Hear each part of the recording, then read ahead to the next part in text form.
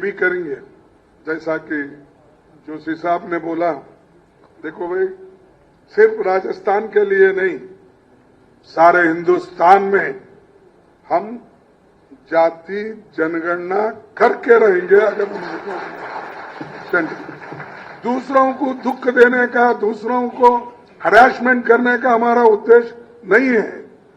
जो गरीब लोग हैं, गरीब तबके के लोग कहां ठहरे हैं, किस जगह पे है, आर्थिक दृष्टि से वो क्या है, और उनको जमीन कितनी है, पढ़े लिखे लोग कितने हैं, और ये सारी चीजें दुनिया को मालूम होना। गरीब इतने हैं, उनके लिए क्या स्कीम, ये लागू करने के लिए हमने जातीय जनगणना शुरू किए।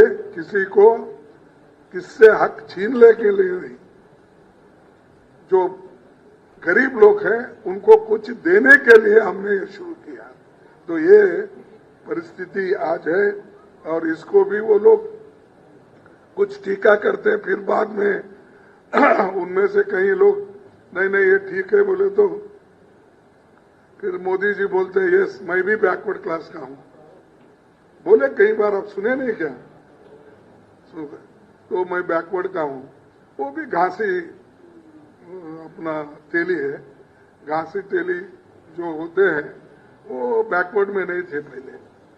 वो जब चीफ मिनिस्टर बने, आहिस्ता से वो उसमें डाल दिए बैकवर्ड लिस्ट में। अब क्यों डाले वही? फिर आप बैकवर्ड के बारे में कुछ नहीं समझते ना, समानता सबको बोलते हैं, तो आप करें क्या? अपने ही कम्युनिटी को गुजरात में घासी तेली बोल के बनाकर उसको बैकवर्ड में गपचुप डाल दिए। ऐसा ही दूसरों का डाले नहीं। ठीक है, आपको भी फायदा मिलेगा जाति जनगणना करने से।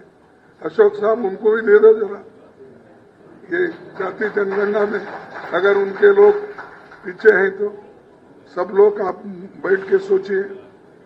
फिर उसके बाद उनके जो कानून थे, युवाओं के लिए हमने 10 लाख रोजगार के मौके बनाएंगे। तो राजस्थान में जो युवा है, अनएम्प्लॉयड है, उसको हम 10 लाख नौकरियां 5 साल में देंगे। नहीं तो आप बोलेंगे खड़गे साहब आए डिक्लेयर करे कल से दो, बोलेंगे। इसको प्लान करके 10 साल में, 5 साल में 10 लाख नौकरियां देंगे। उसमें से 4 लाख नौकरियां सरकार में है, और ये सब निर्णय हम लेंगे। हमारी कैबिनेट जो चुन के आएगी, नई कैबिनेट, उसमें ये सब इम्प्लीमेंट करेंगे। मैं बार बार ये कहता हूं कि वो लोग झूठे हैं, हम ठीक करते हैं। इसलिए बोला कि 2-3 मेरे साथ 4-5 उदाहरण हैं। मैं बोला उन्होंने 15-15 लाख का वायदा किया था, वो तो मिला नहीं मिला। फिर 2 करोड़ नौकरियां हर साल देने का वायदा किया, मिले नहीं।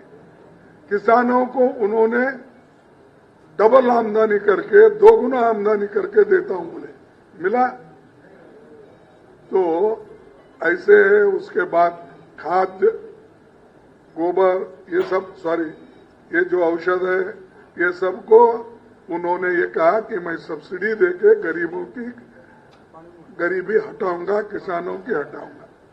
उसके बजाय उन्होंने गरीबों को तकलीफ देने का सोचा। बॉर्डर पे हमारे लोग, किसान लोग जो उपवास सत्याग्रह कर रहे थे, उनको वहां पर उठाने की कोशिश किया, वो लोग उठे नहीं। तो कम से कम उस एजिटेशन में 750 लोग मर गए, और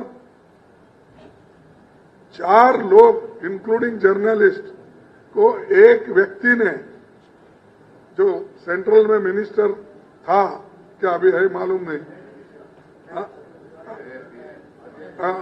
तो उसको, उसने, उसका बेटे ने तो किसानों के ऊपर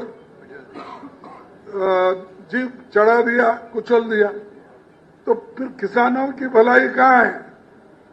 एमएसपी वो भी नहीं है। तो इसलिए मैं बोला, मोदी साहब आप झूठ के ऊपर झूठ क्यों बोलते हैं? आप झूठों के सरदार है, ऐसा मैं बोला। उन्होंने सब छोड़ दिए। हम ये प्रूव करके बताए। अब हमारा प्रूव करने दो। हम 95 बोले हैं, इसमें कोई कमी है तो बोलिए। कर्नाटक में हम कहे थे 5, वो हमने करके दिखाया। अब तेलंगाना भी हम बोले हैं, करके दिखाएं। हम जो कहते हैं वो करके दिखाते हैं। इसीलिए मैं ज्यादा न कहते हुए इतना ही कहूंगा कि इस जो राजस्थान घोषणा पत्र है 2023 का और इससे पहले का भी, सब लोग ये मानते हैं कि राजस्थान में जो कांग्रेस कहती है वो करके दिखाती है। तो हम करके दिखाने वालों में से है, फिर दिखावा करने वाले नहीं है। तो इतना कहते हुए मैं थोड़ा सा समय लिया, इसीलिए मेरे पत्रकार मित्रों को, फिर आपको सबको धन्यवाद देता हूं कि मुझे बुलाए और इस जो राजस्थान घोषणा पत्र का आपने जो मुझे उद्घाटन करने के लिए या रिलीज करने के लिए आपने कहा, तो ये मैं बड़े हिस्से किया हूं। इसीलिए कांग्रेस के नेताओं से मैं कहूंगा, जब आपकी पहली कैबिनेट मीटिंग होगी, ये सारे विषय उसमें आना चाहिए।